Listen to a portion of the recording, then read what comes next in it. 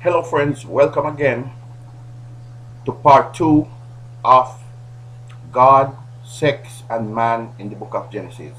God, Sex and Man in the book of Genesis. We've established, that's part 2, God, Sex and Man in part 2 in the book of Genesis. We have established from the get-go that God created man, God created sex. But God has set limits on how human beings should have sex. Right? God, in his wisdom, has not just left man to have sex any old how, any kind of sex, because he's God. He sets the limit, and he does so because he wants us to be happy, and he wants us to be healthy, and that's why he sets limits. When we violate those limits, all sorts of things happen. Like we have broken marriages when adultery comes in, broken families, people are hurt, sometimes even death comes out of it. We have sexually transmitted diseases, right? All sorts of things happen to the human being. Loss of self-esteem, your spirituality is gone, your relationship with God is damaged, and it takes the grace of God himself for us to come back to him. That's how far this sexual pleasure leads man away from God. And we have all sorts of sexual deviant behavior like homosexuality, lesbianism, pedophelia.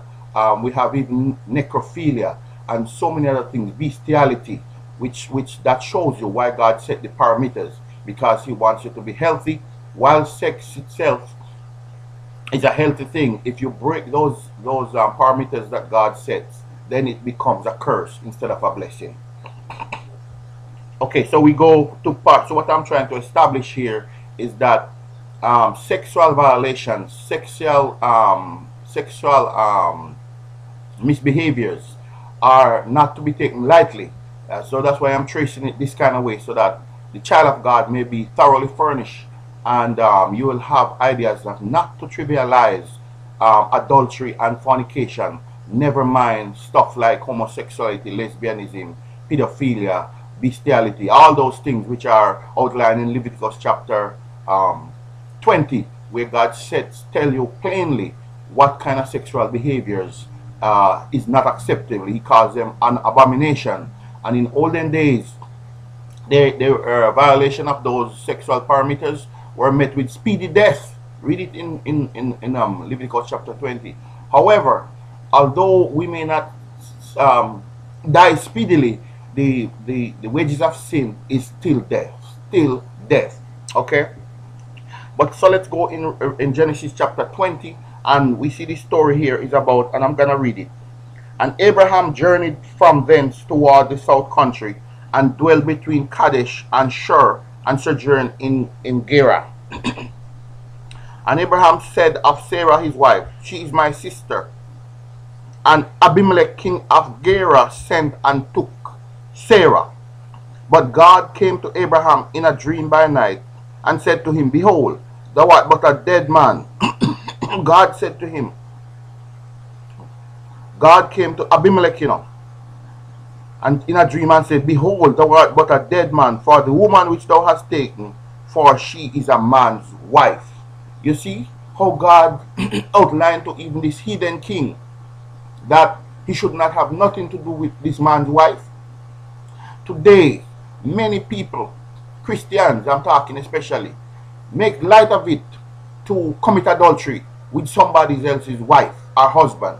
Even the clergy, many men of the cloth, are so guilty and practice it so much that it becomes trivial in their sight after a while, as if it's no big deal. But I have news for you. As I think in 2 Samuel chapter 2 verse 15, where Samuel told Saul that, behold, to obey is better than to sacrifice, and to hearken than on the fat of rams. So listen to this now. So it says in Genesis chapter 20 verse 4, but Abimelech had not come near her, and he said, Lord, wilt thou slay also a righteous nation? Said he not unto me, she is my sister? And she, even she herself, said, he is my brother. In the integrity of my heart and innocency of my hands have I done this. And God said unto him in a dream, Yea, I know thou this in the integrity of thy heart, for I also withheld thee from sinning against me. Therefore suffered I thee not to touch her. Now therefore restore the man his wife. You see that? So God made it outlined from the get-go that you should not touch another man's wife, my brother. You should not touch another woman's husband, my sister. It is a great wickedness. It is a great wickedness. It's not to be taken lightly. Right? And God told Abimelech, for he is a prophet, he shall pray for thee, and thou shalt live. And if thou restore her not, know thou that thou shalt surely die, thou and all that are thine. You see what I mean? So, we see how outlined the history. God, sex, and man. God created man. God created sex. God created the principles to govern sex. And we shall not trivialize them. We see all throughout history, many great men have been strewn along the shipwrecks because of failure to tame their carnal nature and their sexuality. And today it is becoming just like that again, where promiscuity is the order of the day. It's like, as long as you're keeping the Sabbath and as long as you are giving God a hand clap and singing high praise, you can commit any kind of sexual whoredom as you have a mind and make little of it. I have news for you. Right? I have news for you. Alright, let's continue again in this Genesis and we'll see what happened here again in another. So that one instant there with the prophet Abraham. Let's go to Genesis chapter 34. Genesis chapter 34. We're talking about God, sex, and man in the book of Genesis, part 2. Okay? We're trying to establish something here, friend. We cannot keep on transgressing, committed adultery and fornication and take it lightly. We have to ask God to give us overcoming power to overcome the carnal nature. That's what it's all about. Let's go to Genesis chapter 34 and we're going to read from verse 1. And Dinah, the daughter of Leah, which she bare unto Jacob, went out to see the daughters of the land. And when Shechem, the son of Hamor, the Hivite, prince of the country, saw her, he took her and lay with her and defiled her. See how the Bible term it? Defiled her. That means to spoil, to contaminate, to make filthy. We take it as nothing now in the church to defile one another. And we practice it so much that our consciences become seared. You know, when something is seared, it can't be repaired. It's just like when you take a hot iron, a very hot iron, and stamp it on your linen garment or wool. It sears it. That garment is finished, spoiled. And his soul clave unto Dinah, the daughter of Jacob, and he loved the damsel, and spake kindly unto the damsel. And Shechem spake unto his father Hamor, saying, Get me this damsel to wife. And Jacob heard that he had defiled Dinah his daughter. Now his sons were with his cattle in the field, and Jacob held his peace until they were come. And Hamor, the father of Shechem, went out unto Jacob to commune with him. And the sons of Jacob came out of the field when they heard it, and the men were grieved. See, the men, Dinah's brothers, were grieved that this man lay with their sister, had sex with her sister, and they were not married. And they were very wroth, they were very angry, because he had wrought folly in Israel, in lying with Jacob's daughter, which things ought not to be done. So the brothers of this damsel were very mad, because they said it was folly in Israel, it should not have happened. God is the same God. Malachi chapter 3 and verse 6, he says, I change not. Right? I change not, he says, friend. And Jesus Christ is the same yesterday and today. In Hebrews chapter 13, I think is verse 8. Jesus Christ is the same yesterday, today, and forever. And we take it as nothing now to commit sexual whoredom in the church, even us. And no wonder the church is as weak and feeble and all sorts of things happening. And there is no boundary. There is no reproof. No reproof or rebuke for sin and licentiousness and immorality in the church. And it says, and Hamor communed with them, saying, the soul of my son Shechem longeth for your daughter. I pray you, give her him to wife, and make ye marriages with us, and give your daughters unto us, and take our daughters unto you. Wrong. God says they should not mix with the heathen. Today we take it as nothing against the Adventist church. Adventists marrying with non-Adventists, compromising, trying to put night and day together, darkness and light together, Satan and Christ together by those unions. It cannot work, friend. And Shechem said unto her father and unto her brethren, let me find grace in your eyes, that ye shall say unto me, I will give. Right? And the sons of Jacob answered Shechem and Hamor his father deceitfully, and said, because he had defiled Dinah their sister. And they said unto them, we cannot do this thing, to give our sister to one that is uncircumcised, for that were a reproach unto us. See? But in this we will consent unto you, if ye will be as we be, that every male of you be circumcised. Then we will give our daughters unto you, and we will take your daughters to us, and we will dwell with you, and we will become one people. Right? And the Bible says in verse 19, and the young man deferred not to do the thing, because he had delight in Jacob's daughter, and he was more honorable than all the house of his father.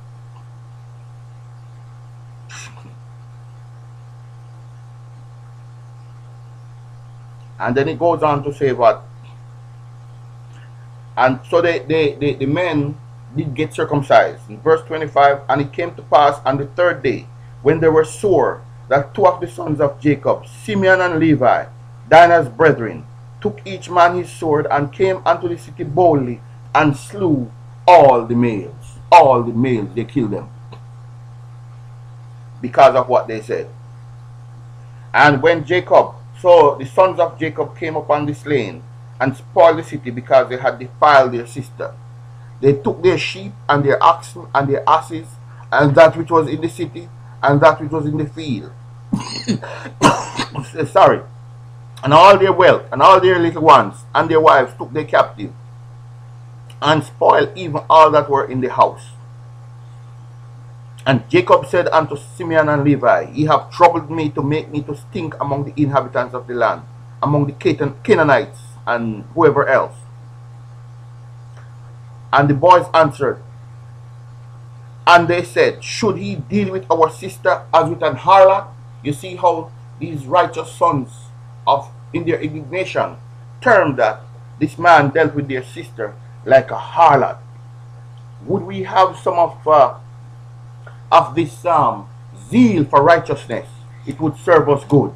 It would serve us good. So that's one example where the Bible outlines how reproachful adultery and fornication and sexual deviant behaviors are to God Almighty, and should be to his people. We have here another instance in where we saw how when the righteous men of God disobeyed or violated these sexual principles or parameters set by God, what happened? One of the most profound stories found in Genesis chapter 38, where Judah, who was supposed to be priest of his household, and this it's between Judah and his daughter-in-law Tamar, who, because she was married to two of his sons or three of his sons, and both died, and the last son which he promised her, he wouldn't give the young man unto her when he come of age, for whatever reason.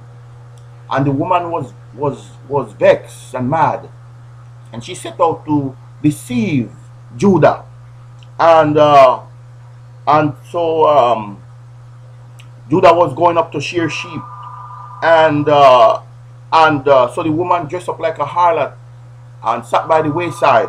And verse 15 said, and when Judah saw her, he thought her to be an harlot, because she had covered her face. And he returned unto her by the way and said, so he sent his men ahead and returned to the harlot and said, go to, I pray thee, let me come in unto you, or let me have sex with you. For he knew not that she was his daughter-in-law.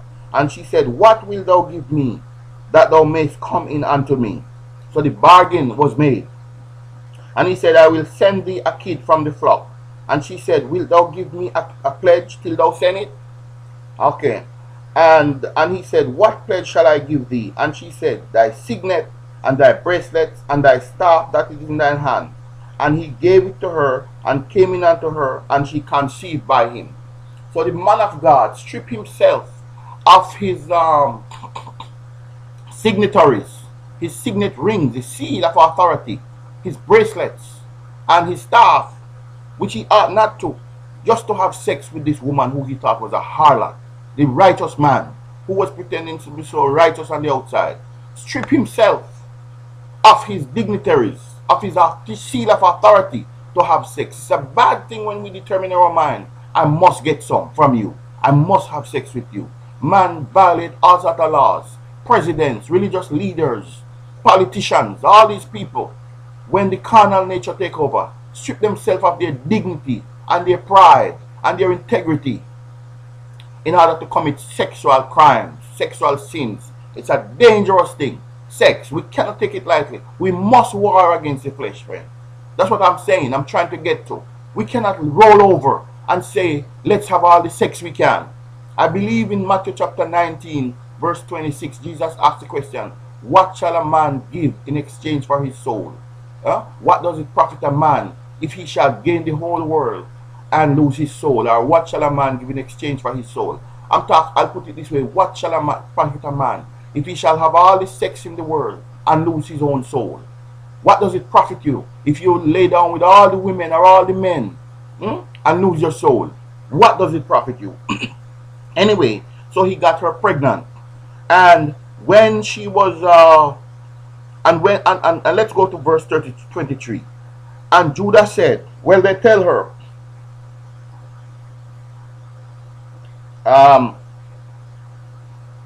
but they couldn't find her. She hid herself when he sent back the servants with the little kid. And it says, where is the, and then he asked the men of that place, saying, where is the harlot that was openly by the wayside? And they said, there was no harlot in this place. And he returned to Judah and said, I cannot find her. And also the men of the place said that there was no harlot in this place. And Judah said, let her take it to her, lest we be shamed. Behold, I send this kid, and thou hast not found her. And it came to pass about 3 months after, that it was told Judah, saying, Tamar thy daughter-in-law hath played the harlot, and also, behold, she is with child by whoredom. And Judah said, bring her forth, and let her be burnt. So the righteous man was pronouncing judgment that she be burnt. Right? And when she was brought forth, she sent to her father-in-law, saying, by the man whose these are, am I with child. And she said, discern, I pray thee, whose are these, the signet and bracelets and staff? And Judah acknowledged them and said, she had been more righteous than I. Behold, because that I gave her not to Shelah and my son. And he knew her again no more. And it came to pass in the time of her travail, that behold, twins were in her womb. Here ends part 2 of God, sex, and man in the book of Genesis. Look out for part 3. God bless your friend as you war against the flesh. Remember, it was Paul who said to the Ephesians in Ephesians chapter, I think Ephesians chapters, I don't remember, Ephesians chapter 6, we wrestle not against flesh and blood, but against principalities and powers and spiritual wickedness in high places. We cannot roll over. Let us ask God to give us the overcoming power to conquer the goddess of sex.